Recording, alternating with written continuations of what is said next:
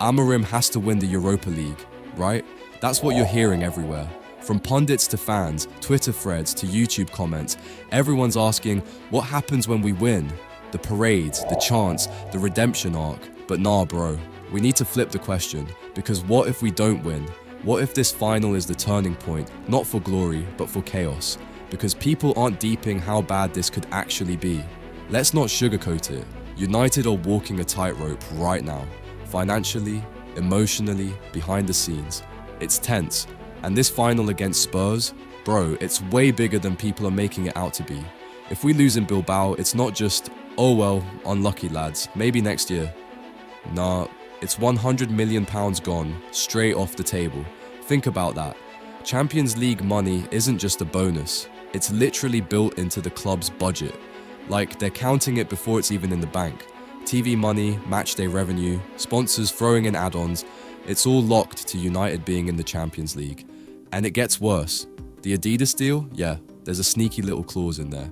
Missed the Champions League for 2 seasons in a row, and Adidas knock off £10 million from their deal immediately.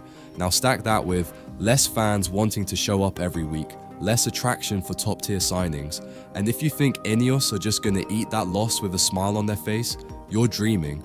This isn't just a cup final, this is a financial turning point, a rebuild either fueled or suffocated depending on what happens on one night in Bilbao. Now here's the thing people don't think about. The wage structure collapses without Champions League money. Up to 25% wage cuts kick in for some players. That affects morale. That affects dressing room harmony. Imagine you're a senior player taking a cut while watching youngsters get new contracts. That tension brews quickly. We've seen it before. And here's the big thing. Forget Osimhen. Forget the fantasy of signing top targets. United without Champions League pool becomes a tougher sell. Not impossible, but way harder. And with no elite European football, who really wants to come to us? Ineos are already tight with money. Don't expect them to throw dumb money around to compensate. Now let's zoom in on Amorim. He was brought in as the tactical savior, the visionary. But let's be real. The atmosphere is already tense.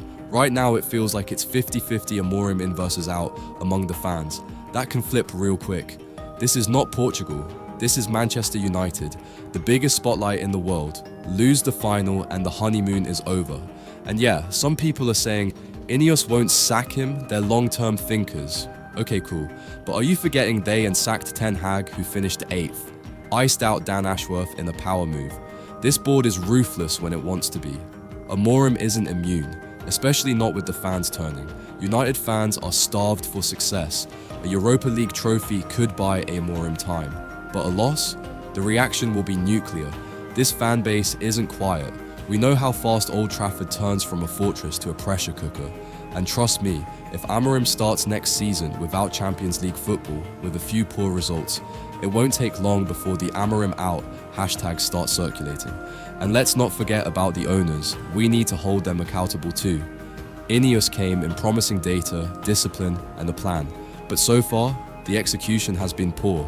They let Dan Ashworth twist in the wind. Amorim wasn't backed in January. The structure isn't fully in place. And when pressure hits, they've shown they can be reactive. They could support Amorim long term, but they could also flip. One bad summer, one media storm, and it's game over. And let's not disrespect the opponent. Tottenham under Ange are no joke. Fast, aggressive, and tactically sharp. This final isn't a formality, it's a war, and Spurs will come for us hard. They're desperate for a trophy. They want to shut everyone up. If we crumble early, it's curtains. This final is bigger than a trophy.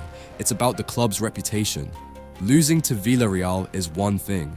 Losing to a PL rival in a European final? That's generational damage. Players will leave. Sponsors will rethink. Recruits will reconsider. Amorim's credibility hangs in the balance. He was seen as bold for taking this job, but if he fails in his first major test, the narrative flips to he was never ready. So, before we sing about Bilbao, before we dream about glory, let's ask the right question. What happens if we lose? Because this final isn't just about winning a trophy, it's about surviving the consequences if we don't. So now I'm throwing it to you.